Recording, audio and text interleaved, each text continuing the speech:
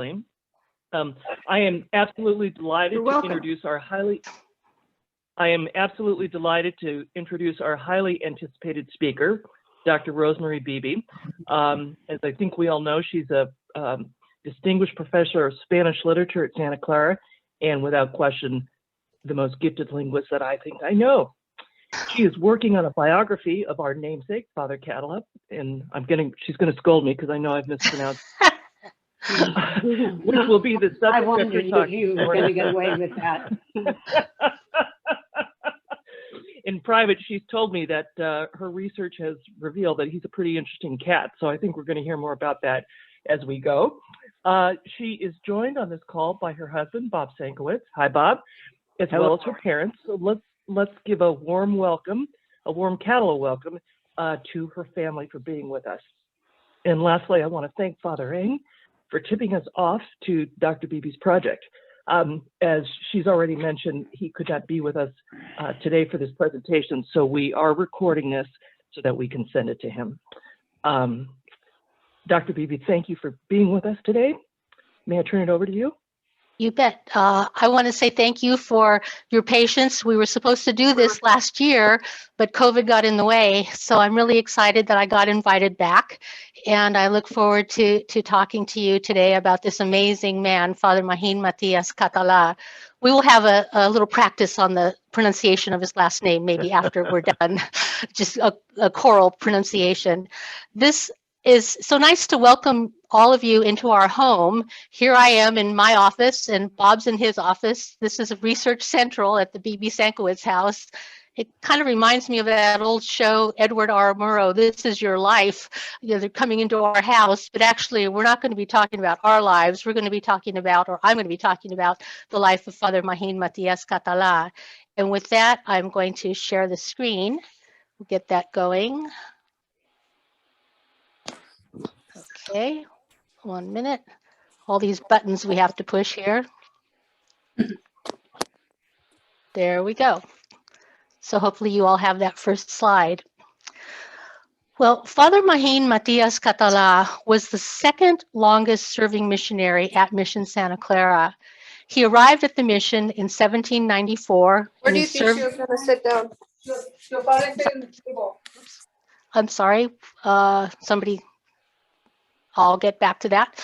Well, he arrived at the mission in 1794, and he served there until his death in 1830, which was 36 years. His fellow missionary, who arrived in 1796 and served at Santa Clara until 1833, was Father Jose Villader. And these two missionaries were inseparable companions for 33 years. No significant research has been done on Father Catala since 1908, when Father Zephyrin Engelhardt penned The Holy Man of Santa Clara. In 1955, Father Aloysius Stern, a Jesuit, reproduced several parts of Engelhardt's book, and he reproduced them in a pamphlet he published on Father Catala. But I'm happy to say that now everything has changed because I'm involved. And so is Bob, and we are doing a lot of research. We've done a lot of research on Father Catala, and we hope to get all of this published.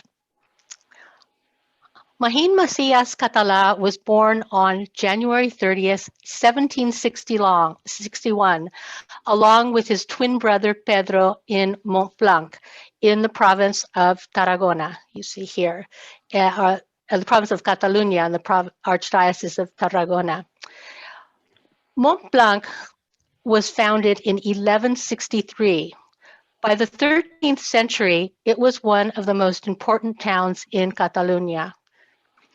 Here we have a photograph of a street that's named after Father Catala and the house where he was born. Mahin and his brother were baptized on January 31st in the church of Santa Maria Mayor. Mahin may have been given the middle name Matias because his father was named Matias, or because January 30th is the feast day of San Matias de Jerusalén. And he may have been named Mahin in honor of the patron saint of Tarragona, San Mahin, who had the gift of healing by prayer. San Mahin was a Catalan hermit of the late 3rd and early 4th centuries. He lived in a cave in Tarragona for 30 years, and he was martyred there on August 25th in the year 306. Mahin Matias was confirmed on August 10th, 1767, at 6 years of age.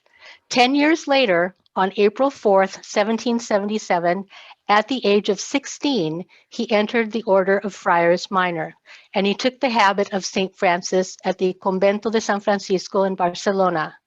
He pronounced his vows the following year. Mahin was ordained to the priesthood at the Convento de San Francisco de Asís in Gerona in February 1785. Soon after, he volunteered for the missions in America. He sailed from Cadiz with 8 other Franciscans around September 1786.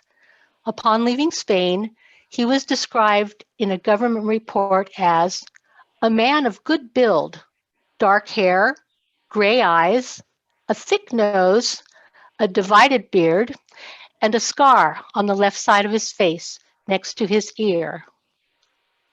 He arrived in Veracruz and then went overland to Mexico City, and he probably arrived at the end of 1786. He was stationed at the Colegio de San Fernando in Mexico City, and this is the place that trained and supplied missionaries to areas such as California. He was at the Colegio for 6 years, and part of that time was spent preaching domestic missions to the Mexican people. In 1793, he was constantly asking to go to California, and I think he tired everybody out because his petition was finally granted. He and another Franciscan named Jose Espí were sent to California, and they arrived in July 1793. Mahin was immediately assigned as chaplain of the Aranzazu, which was going to be sent to explore the northern Pacific waters as far as Nootka Sound.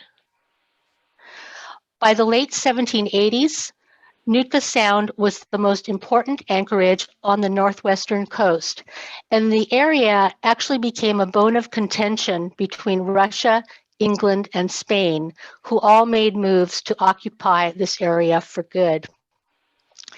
In addition to serving as chaplain on the Aranzazu, Mahin was also the chaplain at the Spanish garrison at Nootka Sound at that time. In 1793, a Spanish explorer by the name of Dionisio Galeano named this island that you see in the photograph, which is one of the islands that comprises today's Island Marine Provincial Park in British Columbia. He named it Isla de Catala in honor of Father Mahin. While at Nootka Sound, Father Mahin would have had the opportunity to interact with the indigenous people of the area. And it's important for us to remember that Father Mahin wanted to come to America to minister to the indigenous people in order to convert them to Christianity. The Aranzazu, the ship that he came over on, returned to Monterey on July 2nd, 1794.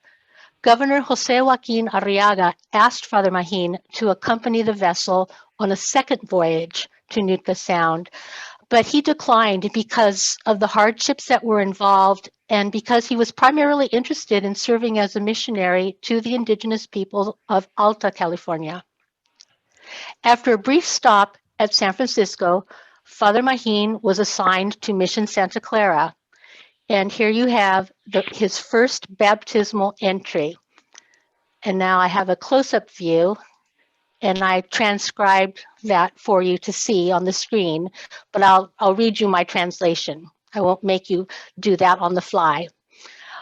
On September 7th, 1794, in the church of this mission of our Mother Santa Clara, I solemnly baptized a 3-day-old baby boy, a legitimately born son of Julian and Josefa, neophytes of this mission. I gave him the name Matias. His godfather was Jose Maria Higuera, a soldier of this escort. I reminded him of his responsibilities, and so that it be on record, I am signing it, Father Mahin Catala. When Father Mahin arrived at Santa Clara, Father Miguel Sanchez was the Do you want priest to in listen to charge. this? I know When her Sanchez boys. I know was all about this stuff. We to talk mission about it all the time. San Gabriel in October 1797, Father Mahin became the superior and retained that position until his death in 1830. Father Jose Villader arrived in June 1796, and he became Father Mahin's associate in August of that year. During their time at Santa Clara, even though Father Mahin remained the superior, the greater part of the management of the temporal affairs fell to Father Villader, who supervised such matters as agriculture, livestock, and construction. And this was because Father Mahin was afflicted with inflammatory rheumatism early in his career at Santa Clara. Father Mahin generally looked after the spiritual affairs, and he was responsible for the religious instruction, the sacraments, and liturgical life. In his later years, his rheumatism was so bad that he could only limp along painfully with the help of a servant. However, he always insisted on visiting the sick and visiting neighboring Indian rancherias to try and obtain new converts to Christianity. During the last 2 years of his life, he suffered intensely, and when he could no longer ascend the pulpit or even stand to preach, he addressed the people seated in a chair by the communion railing. In his capacity regarding spiritual affairs, Father Mahin had extensive contacts with indigenous men and women at the mission complex and beyond. He had contact with soldiers and non-indigenous laborers at the mission complex, and he had contact with the settlers in the nearby Pueblo de San Jose. During the course of his 36 years at Santa Clara, Father Mahin gained a reputation among these groups as a man of tremendous religious fervor and sanctity. Various reports circulated of his extremely ascetical lifestyle, his mystical experiences during his personal prayer, and his ability to prophesy about future events. In the 1880s, the Archdiocese of San Francisco undertook the process of submitting Father Mahin Catala's name to Rome for consideration of his potential beatification and ultimate canonization. As part of this process, 53 people were interviewed at Santa Clara during 1884. 40 of these people were eyewitnesses, and the others had heard about Father Mahin from their parents or from others who knew him during his time at Santa Clara.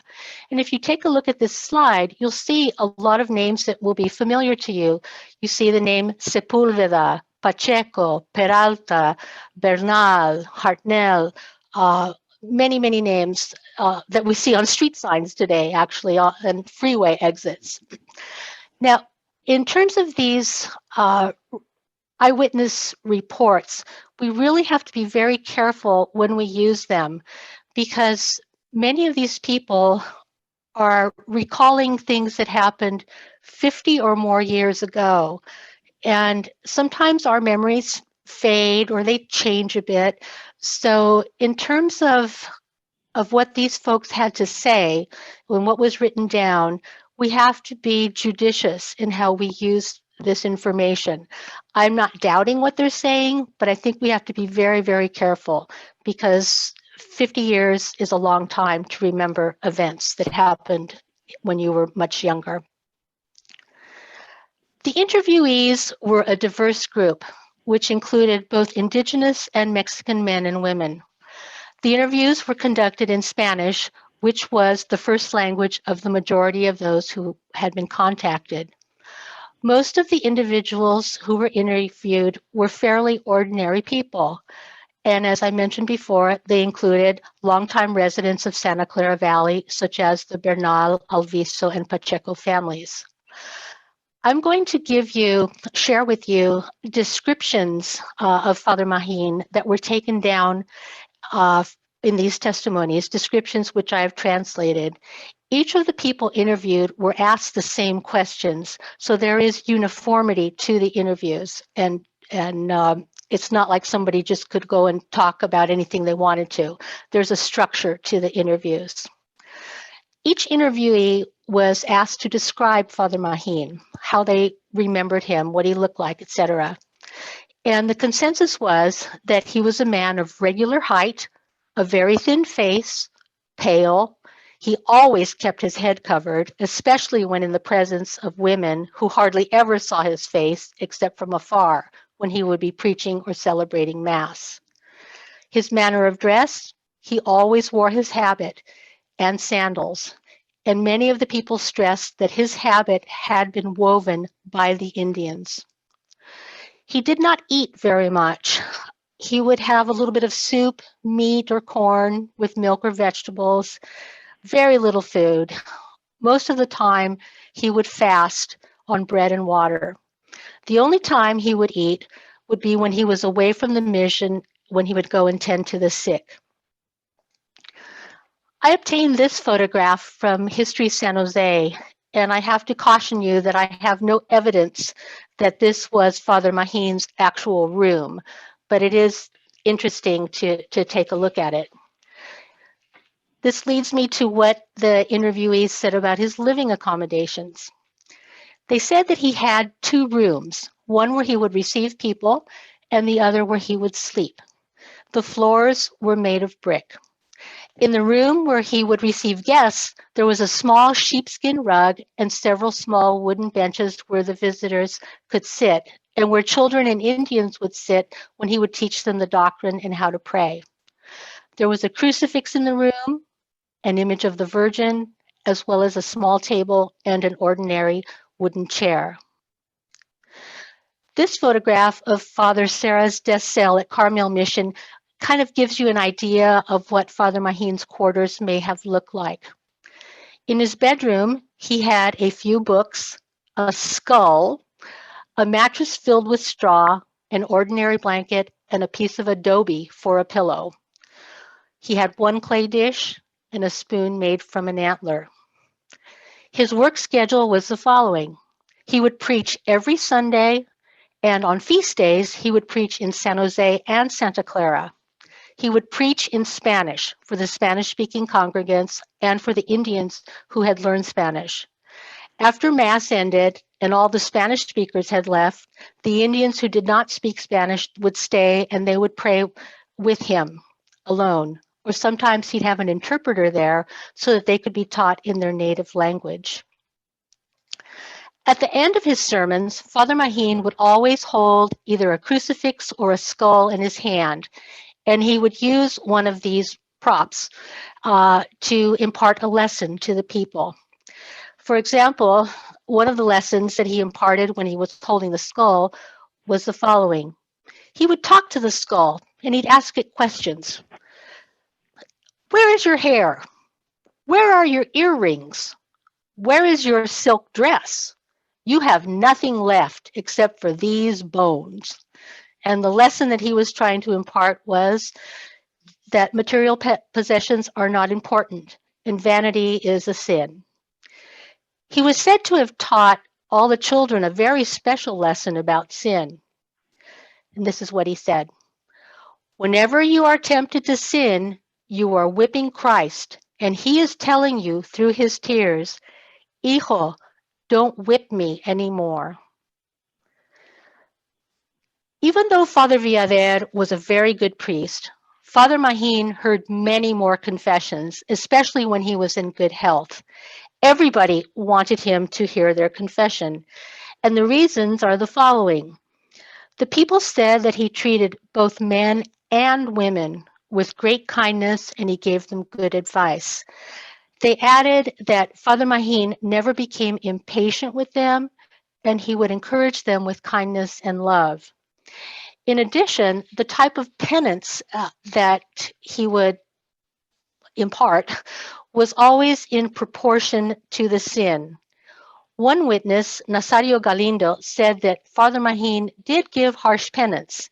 On one occasion, Father Mahin told Galindo that his penance would be flogging, as in the image that you see here on the screen.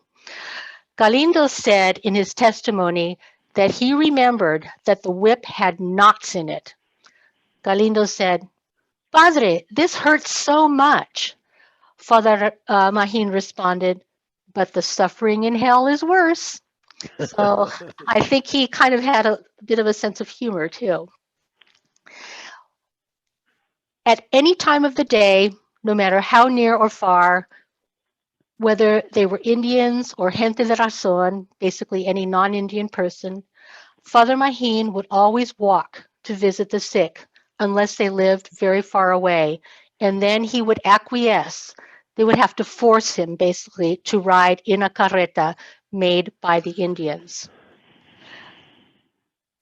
The people who were interviewed reported that Father Mahin never participated in social gatherings such as festivities after weddings, and any other event such as dancing or anything like that. Instead, he would preach against drunkenness, dancing, and gambling, saying that they were all inventions of the devil. And that actually leads me to remember something that I found in our latest project, Mariano Guadalupe Vallejo's History of Alta California. He talks about Father Mahin in his manuscript, and he says that in 1822, Canónigo Fernandez, who was a special envoy of the Mexican government, he came to Alta California and he went to Fort Ross. And then after Fort Ross, he came down to San Francisco and then to Mission Santa Clara. Well, this guy, Canónigo Fernandez, was sort of a bon vivant sort of guy. And he drank a lot and he gambled. And you can imagine how Father Mahin reacted to that. When Father Mahin noticed that Canónigo Fernandez was engaging in these activities, which he preached against, he was very concerned that this father was just exhibiting such bad behavior in front of the Indians, and he was concerned that the Indians might copy the behavior. So he said to him, he said, "Well, I heard that you were thinking of returning to Monterey. Maybe that would be a good idea." And he gave him a look kind of like, maybe you better go. So here, our dear friend Father Mahin had to speak in this way to a superior, but Father Canónigo left immediately because he got the look from Father Mahin. Now, Father Villader, on the other hand, was a man who was more engaged in social activities. He would arrange diversions for the Indians on certain feast days, such as bullfights.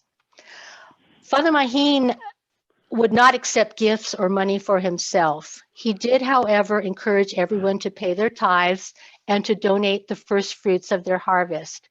Whenever people would try to make him take money, he would say, "I cannot take that money to heaven."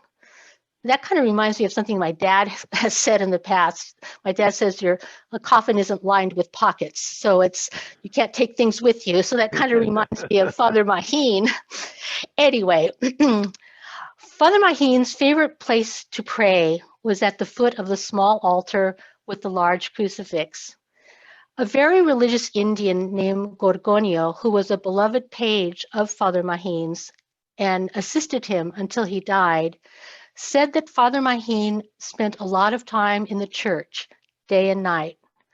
On one occasion, when Gorgonio found him in the church, it seemed to Gorgonio that Father Mahin was kneeling in midair with his knees touching the peana, which is the pedestal of the cross, and that his feet were wrapped around the crucifix.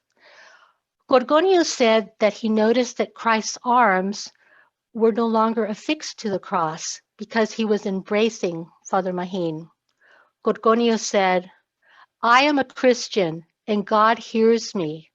I am telling you the truth. I saw it with my own eyes. I don't know how he climbed up there because there was no chair. There was nothing there." Now, even though Father Mahin was crippled in pain, his devotion to Christ was greater than his pain. as is demonstrated by the many people who swore that they had seen what Gorgonio saw, or they had heard about it from others. Father Maheen enjoyed engaging in an activity that he said was, quote, good for my soul, even if it caused him physical pain. He would go for several mile walks to a spot halfway down the road between Santa Clara and Mission San Jose. There, he would meet up with Father Narciso Duran, who was the priest at Mission San Jose, and they would hear one another's confession by the side of a creek, which at that time received the name that it still has today. Now, if I were in front of you face to face, I would ask, does anybody know the name of that creek? Does anybody know? Raise your hand. Well, the creek is Penitencia Creek. You know where that is. Now, there are two Penitencia Creeks. Lower Penitencia Creek flows along the historic Mission Road between Mission Santa Clara and Mission San Jose. It runs through the city of Milpitas before entering Coyote Creek near Dixon Landing Road at the southern end of San Francisco Bay. So Penitencia Creek is where Duran and Father Maheen would hear one another's confessions. Many people hear the name Maheen Matias Catala and they immediately associate his name with miracles. How is the word miracle defined? We could say, number one, it's an extraordinary event manifesting divine intervention in human affairs. Or two, an extremely outstanding or unusual event, thing, or accomplishment. I would like for all of us to keep those definitions in mind as we think about Father Maheen's miracles as described by the people who were interviewed. Let's take Gorgonio's description of Father Maheen being embraced by the crucified Christ. How would Father Maheen have understood Jesus's outstretched arms? For Father Maheen, the outstretched arms would have represented the drawing in of all of humanity, the welcoming of every creature into the embrace of God's love through mercy, forgiveness and acceptance, and the recognition and acceptance of the worth and dignity of each and every being. Father Maheen had a profound and powerful impact on the lives of the witnesses who provided their testimony. Again, I state that these were ordinary, everyday people whose lives were changed or enhanced by Father Maheen, and they considered those experiences to be miracles. These people faced all sorts of challenges in their lives here on the frontier, and most especially those who were not prominent in society or highly respected, those who were considered second-class citizens, for example, women, they were the ones who really experienced his miracles. The women were by far the most grateful recipients of Father Maheen's care and concern, and they testified to it. Because of Father Maheen, their life was transformed. I'd like to share a couple of these experiences or miracles described by women.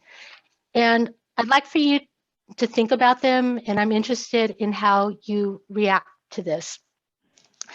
A woman from San Jose named Apolonia Mesa was frequently brutally beaten by her husband.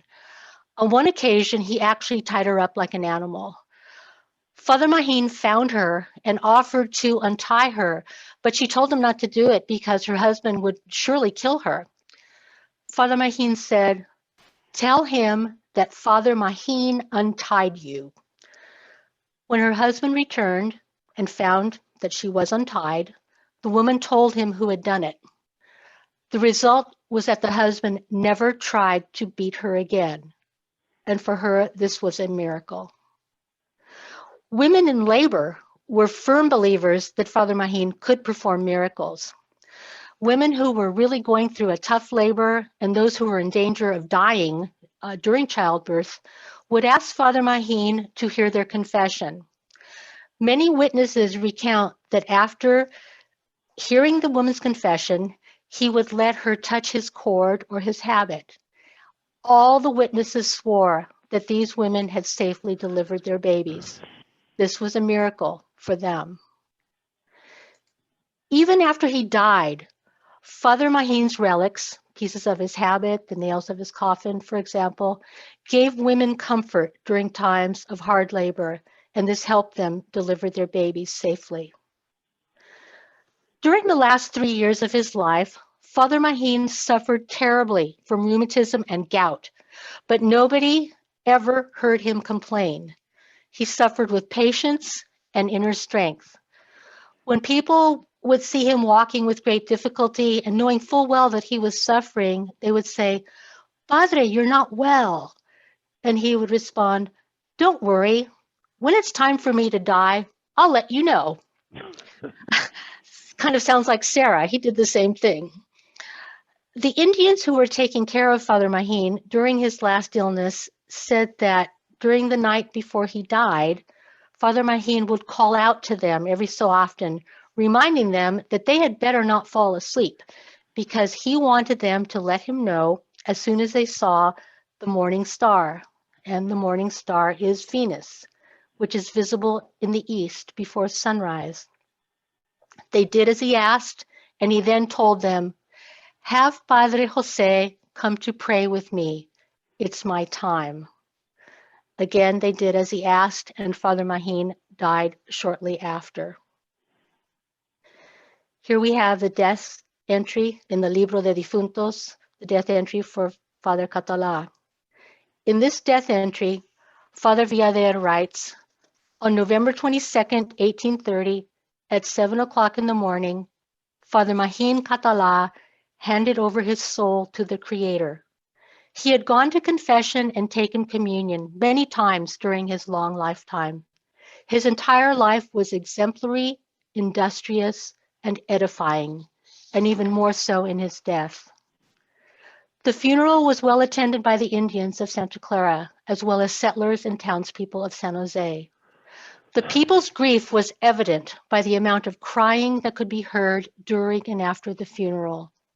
Everyone at the mission and from the pueblo clearly demonstrated how much they loved him and venerated him. Father Narciso Duran of Mission San Jose preached the funeral sermon. We buried him in the sepulchre that had been prepared very close to the presbytery, or the first step on the gospel side of the altar." Where is Father Mahin Matias Catala buried? This is the question.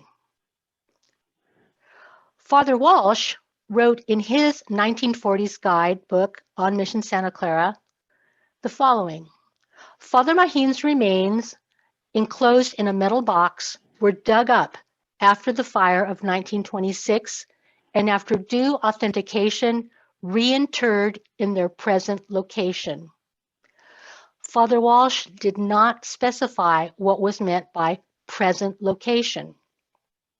Over the years, people have assumed that Father Mahin is buried under the plaque in the crypt. You've all seen it over here, okay, or the crawl space under the Catala Crucifix Side Chapel. Dr. Russ Skoranek, formerly of SCU's Anthropology Archaeology Department, was really intrigued by this, and he decided to check it out. He found nothing under the side chapel. Unfortunately, he could not explore any further under the larger mission nave crawl space because it was blocked by a solid concrete support wall. But that doesn't mean that Father Mahin's remains are not in the mission somewhere. His remains, his relics, may have been reinterred under the nave floor instead. The new mission building of 1927 was built several feet wider than the original 1822 foundations, so his remains could have been reinterred to where they were originally placed, rather than a new location several feet away. This picture is of me and my research assistant, Cody, when we were at Carmel, And I'm showing you this picture to show you where Father Sarah is interred. He is interred on the gospel side of the altar. And I'd like for you to recall what I read to you from Father Villader's death entry of Catala. He said, "We buried him in the sepulchre that had been prepared very close to the presbytery, or the first step on the gospel side of the altar." So I have a little diagram for you there. So this, where the arrows are, this is where I think Father Mahin's remains may have been reinterred. It's very possible. So I would caution Father Shola, Father Tracy, and Father Leapshire to be very careful when you tread there in that area. You may be stepping on my man, Mahin. Now, I'd like to leave you with one more story, which some of you, maybe all of you are familiar with already, but it's a story about Father Mahin and the Alameda. When Father Mahin noticed that people were having difficulty walking in the hot sun on their way to the mission, especially during the summer months, he came up with the idea to plant poplar trees along the 3 miles of road, the Alameda. The trees that eventually lined either side of the Alameda were planted in 1799 by the indigenous people from the mission. In 1934, the Catala Club honored the planting of the trees with this plaque. And here we have the painting by Andrew Hill in 1883 of the Alameda. Absolutely gorgeous.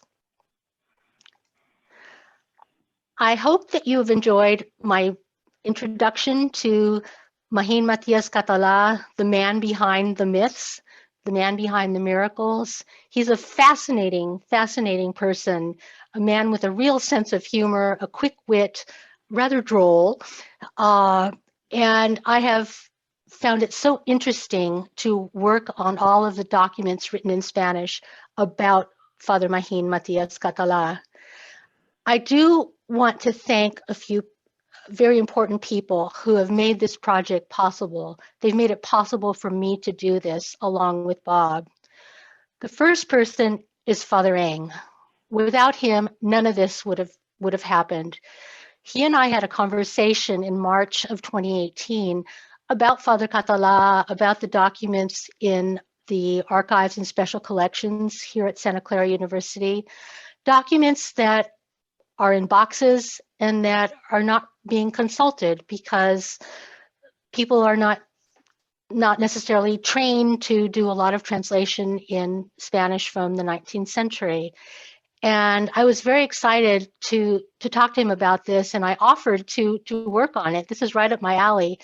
And he made this happen for me, and I am eternally grateful to him for that. And I promised him that I would give it my all. I promised him that we would try to get this turned into a book. Another person is Dr. Jeffrey Burns, who is the director of the Academy of American Franciscan History. He and the entire Academy have helped support this project because they also viewed that it was very important to get the story out there about Father Catala, to get the truth out there about this man. And they have helped me very much in this project. There is a lawyer in Pasadena, Larry Gould, who is a staunch supporter of the Alta and Baja California missions, the whole period of mission history. And he has been very supportive of me and Bob throughout the years. And he jumped on this project and also contributed to it. He helped finance the project. I have two big brothers here on the screen, Father Rob Shola and Father Art Leapshire, my pals, my big brothers who are always there to give me moral support and love, and Bob as well. And I thank them for encouraging me to keep on with this project. Thank you, brothers. And then there are two anonymous donors. One of the donors, his father was a barber, and he cut Father Hubbard's hair. Father Hubbard, you may remember, was the glacier priest. And it's kind of ironic because you have the glacier priest, and then you have Father Catala, who was at Nootka Sound, so he was up north also. And these two anonymous donors have generously supported this project. Without them, it would not have happened. And they have generously supported me and my sister throughout our careers. And I would like to acknowledge my parents, Richard and Rose Beebe, for always being there in my corner and for making this project a reality. I truly, truly appreciate all that they have done for me always. And it's a real blessing that they can see me at the age of 66 years old. They can see me doing this kind of work, and I'm grateful that they are here. And last but not least, my husband, Bob Sankowitz. Without him, nothing would be possible. So thank you so much. And I hope that you've learned some things about Father Mahin Matias Catala. And can we get a resounding pronunciation on 3? 1, 2, 3, Catala. Okay, accent on the last day. I'll keep working on that with you. So thank you so much. And I look forward to presenting more of my research in the future if you would like to have me back. Thank you.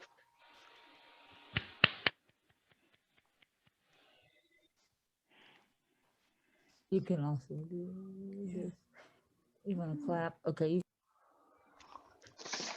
You don't have to clap. It's okay. No, I did. I clapped. I guess I don't have the right button touched That- here. This Thank was you. very interesting. Yeah. And the pictures, fascinating. I mean, the color and the just the presentation of the people, the Indians and the Spanish or Mexican that live down in those cities. Is Mahin more Spanish than Mexican? Well, Or does it make a difference? he was born in Mont Blanc, which is in the province of Tarragona. So Archdiocese of Tarragona, sorry, province of Catalonia. So he's a Spaniard. He's Catalan. He's a Catalonian. Okay, that makes sense. Yeah. Well, very nice. Thank you. So when's the follow-up presentation? Well, we'll have to talk to your new president about that as she works on her programming. But I'm willing to come back and keep you up to date on what we're doing. Okay. Bob's working with me on this. Because of COVID, we've all been restricted in terms of our research. We have not been able to get to a couple of repositories.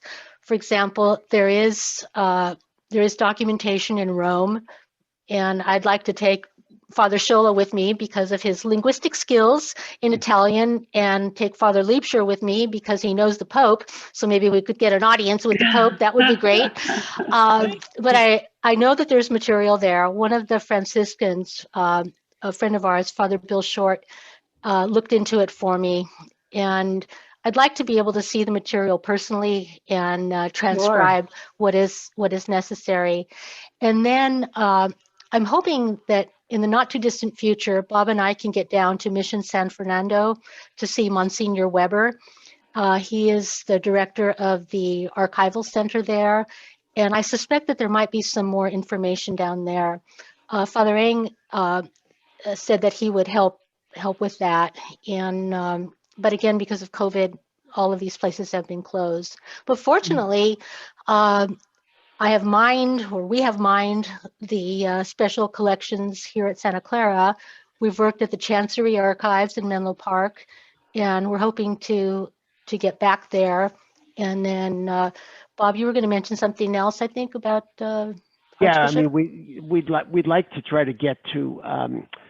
You know, we have all of the interviews that were done are here at Santa Clara, but you know, you always like to get a little bit more. I'd like to go, for example, through the correspondence of Archbishop Alemany, who was the one, you know, the Archbishop of San Francisco, who set up the process of the canonization inquiry, and see if he said anything about that, because that would be important, what his ideas were.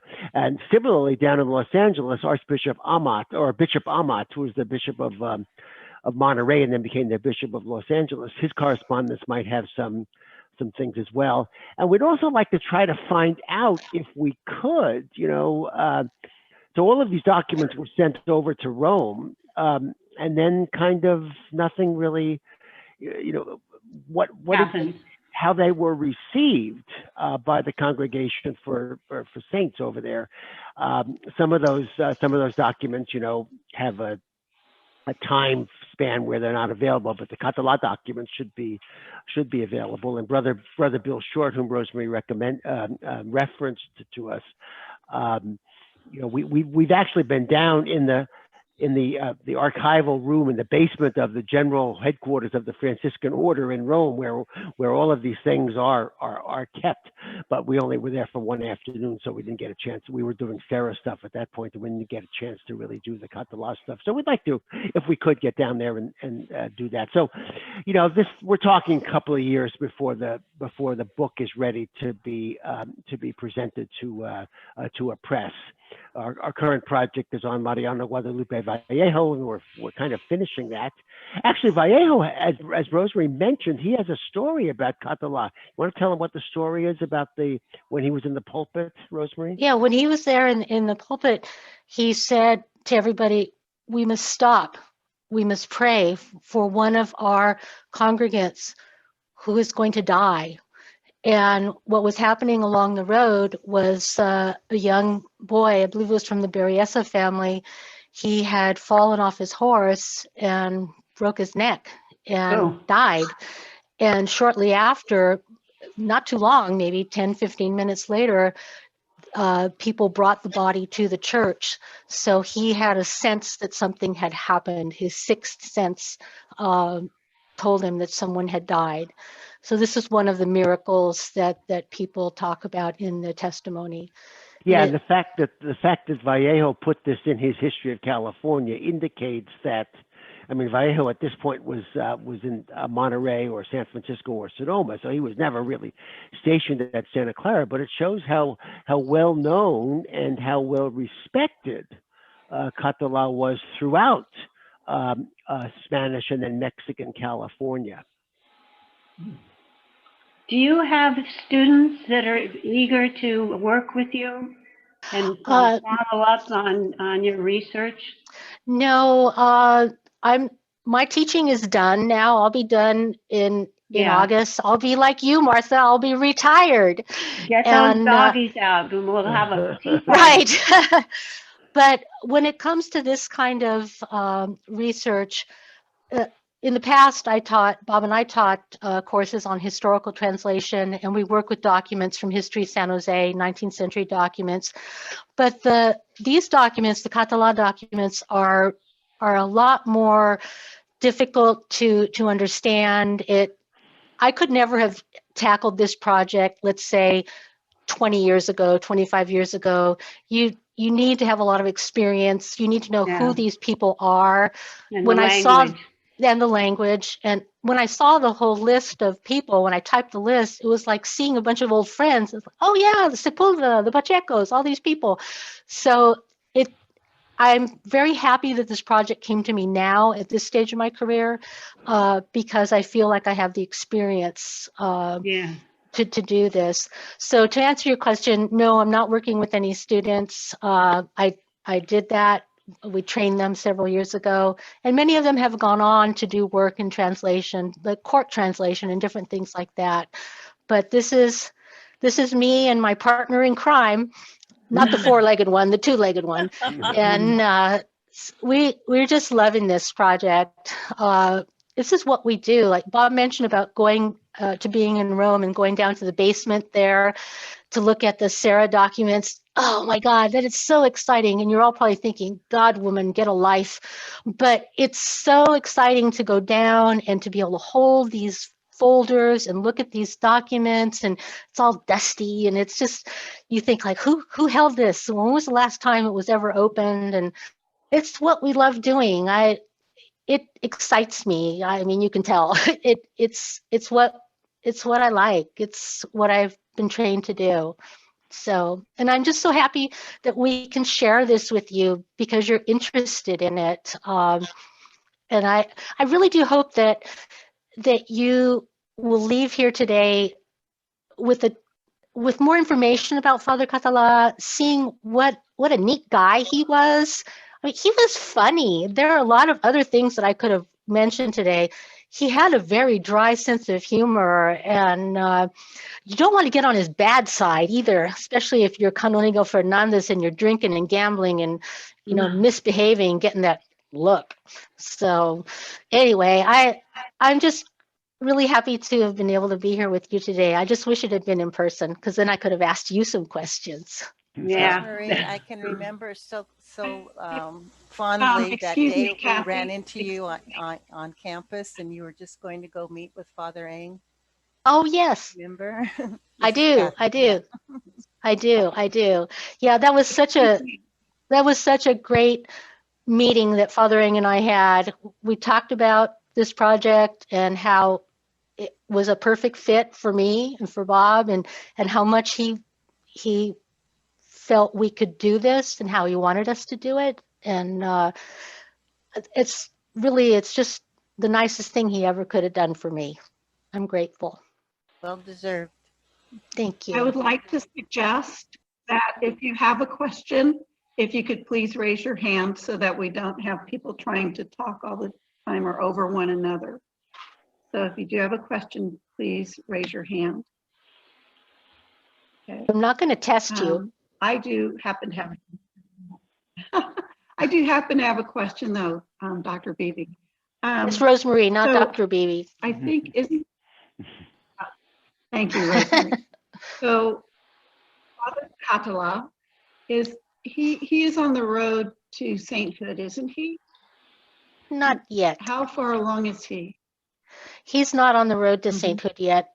These materials, the witness testimonies and all, were sent over along with some other documentation, and everything has just stalled.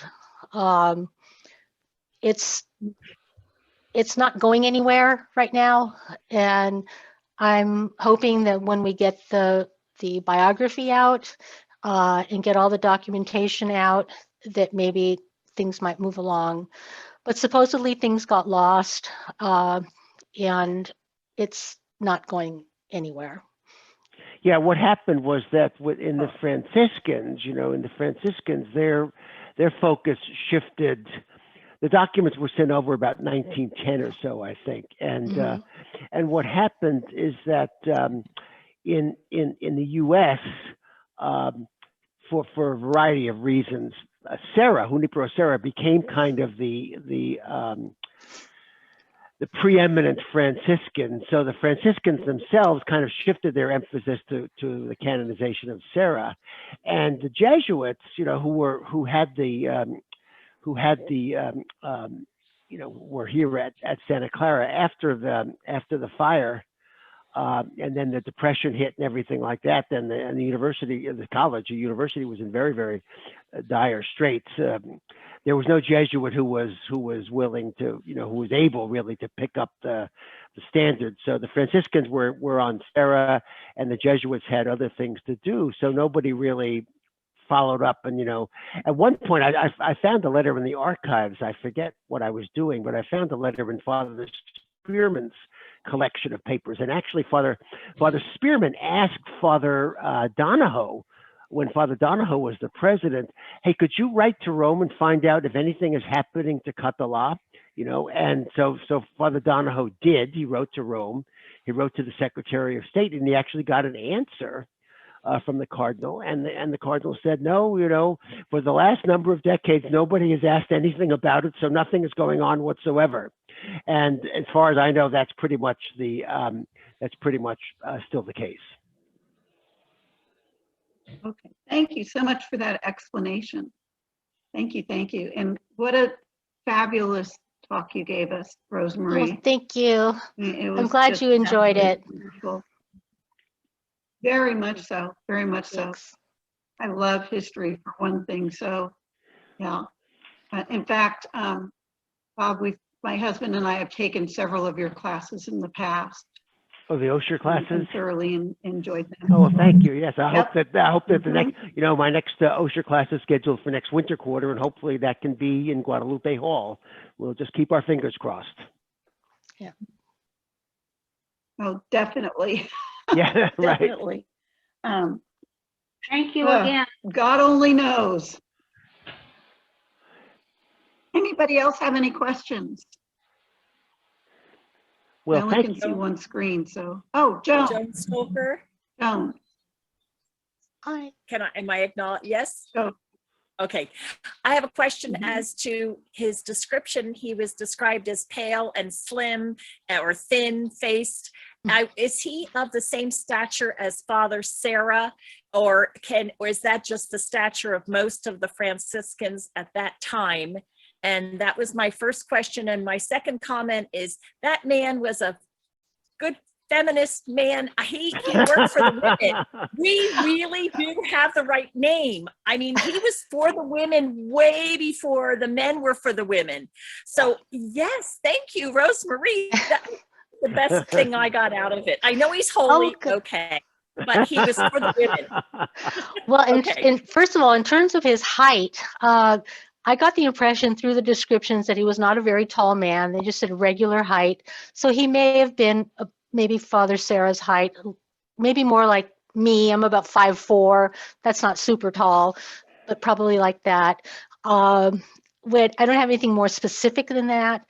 And in terms of his relationship with the women, over and over and over again in these testimonies, they said how much he respected the women, how much he appreciated them, everything he did for them. And as I mentioned in the talk, women were second-class citizens. Yes. There were Yes. many, and I'm sorry to say, many descriptions of women being physically abused in these testimonies. I only gave you one because there was no need to depress you with more than one, but he was an advocate for them. He really was. And in the book, there will be all of the descriptions, but in his own way, he would get the information to these husbands, like, stop it now, just stop it, because there will be problems. And I can just imagine that one guy who tied up his wife, what a jerk, and then, oh, well, I was going to say something nasty, but we have priests here listening. So anyway, he was just a jerk.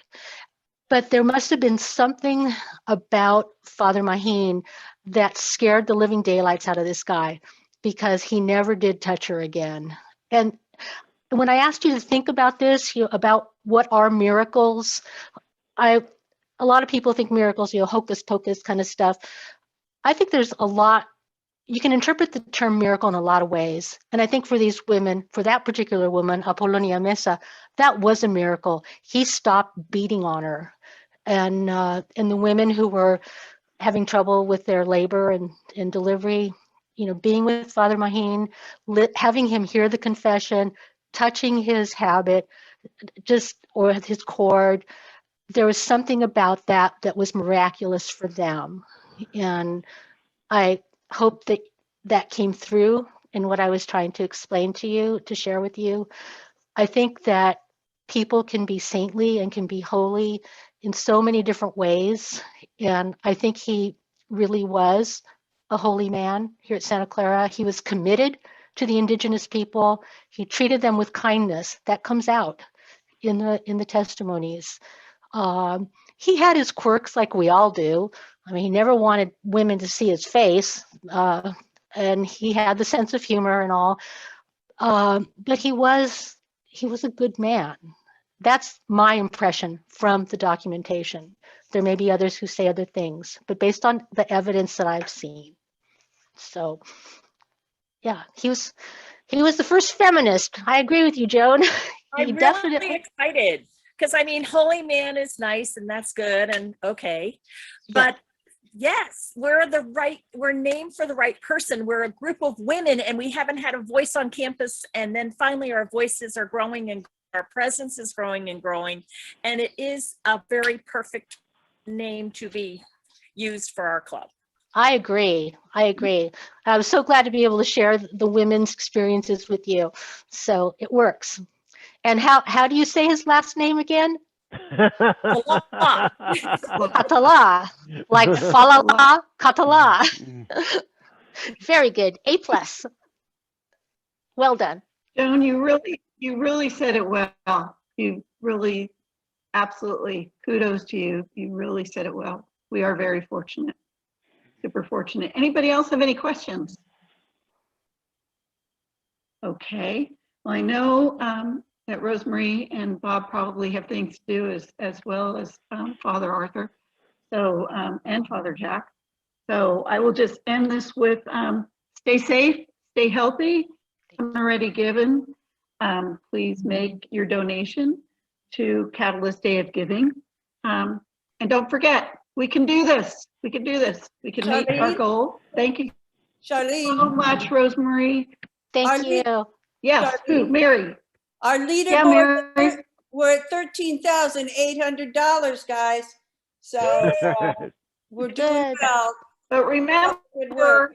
remember that we have to get to 40 because what's happening is if you make a $100 donation, it shows up as 200. So it doesn't mean we just have to get to 20,000. We do have to get to the 40,000 number to take advantage of that generosity of $20,000. Oh, I didn't No, realize. there's probably So, yeah. another, Shar, there's like another 5,000 that should hit in the next few hours. So we're manually entering that from the back. All right. Congratulations. Okay. Good. Thank you. Thanks, Julie. Thank you We'll very take much, it. Thank everyone. you. We'll take it. Thank you. Bye. Yeah. Thanks, Lori. Take care, Bye. everybody. Have a good rest of the week.